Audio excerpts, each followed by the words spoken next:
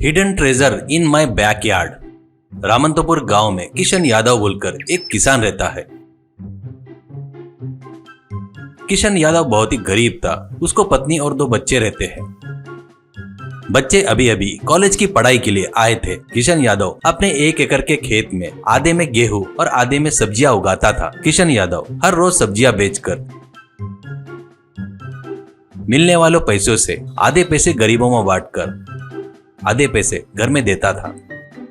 एक दिन उसकी पत्नी, क्यों जी आप ऐसे करते हो? अपन लोग 3 टाइम कैसे खाएंगे? अपने बच्चों की पढ़ाई के लिए अपने को पैसे की जरूरत है ना। अपने पास जो है उसमें से आधा दान कर रहे हो। ऐसे किए तो बहुत तकलीफ होगी। अभी तो भी सुधर जाओ जी करके किशन यादव से कहती है। तो किशन यादव, देख लक्ष्मी, अपने पास कम से कम 1 एकड़ खेत तो भी है। बहुत सारे गरीबों के पास वो नहीं है। अपन जो दे रहे हैं ना, उससे वो 1 टाइम का खाना तो भी खाएंगे। कृपया करके इस विषय में मुझे कुछ मत बताना, ऐसा कहता है। ये सब किशन यादव के बच्चे गुस्से से सुन रहे थे। एक दिन किशन यादव उसकी पत्नी और बच्चों के साथ खाना खाने बैठता है। थोड़ा अंधेरा होता है। खाने खाते वक्त एक बुढ़िया, बेटा भूख लगी है, कुछ खाने को दे दो बेटा, करके बोलती है। किशन यादव जो खा रहा था वो खाना पकड़कर बाहर आकर उसको देता है। वो बुढ़िया, धन्यवाद बेटा धन्यवाद, कहते हुए वहां से चली गई। इससे किशन यादव के बच्चे को बहुत गुस्सा आता है और वो, पिताजी आप कब सुधरेंगे? मेरे कॉलेज की फीस भी बहुत भरना है। आप ऐसे ही सबको देते गए तो हमारे लिए कुछ भी नहीं बचेगा। मैं और नहीं पढ़ सकता। मैं घर छोड़कर चला जाऊंगा, कुछ तो भी करूंगा, कहते हुए गुस्से से वहां से चले गए।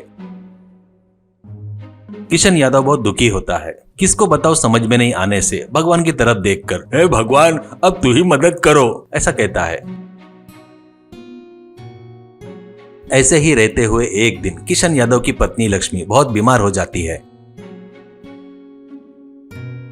किशन यादव डॉक्टर को बुलाता है। डॉक्टर पत्नी को चेक करने के बाद, किशन यादव तुम 3 टाइम का खाना खिलाए तो ही तुम्हारी पत्नी बचेगी। उसके साथ मैं जो दवाइयाँ दे रहा हूँ ना, वो जरूर लेना है। इसके आगे तुम्हारी मर्जी, कहकर वहां से चला गया।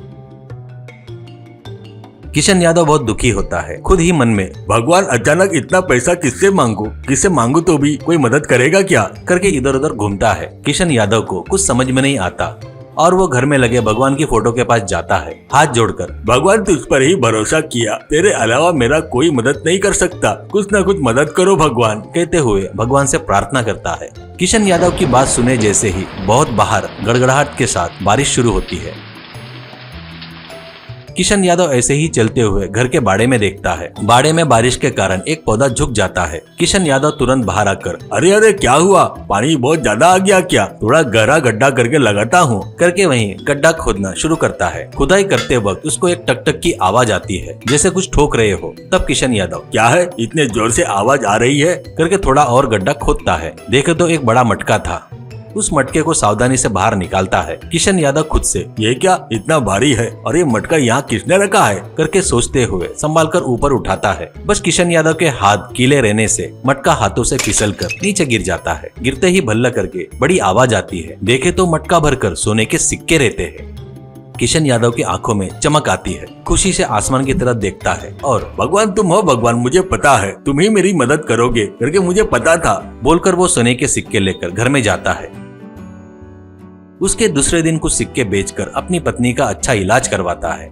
घर छोड़कर गए बच्चों को लाकर फिर से, बेटा भगवान अपनी मदद करेगा करके बताया था ना, वैसे ही अपने को धन मिला। तुम लोग अच्छे से पढ़कर 10 लोगों की सहायता करो, अपने को तकलीफ आई तो भगवान देख लेगा, करके बताता है। वो लोग भी, पिताजी हमको माफ कर दो, अब हमारी अकल ठिकाने पे आ गई है, हम लोग अच्छे से पढ़ाई करके 10 लोगों की सहायता करेंगे।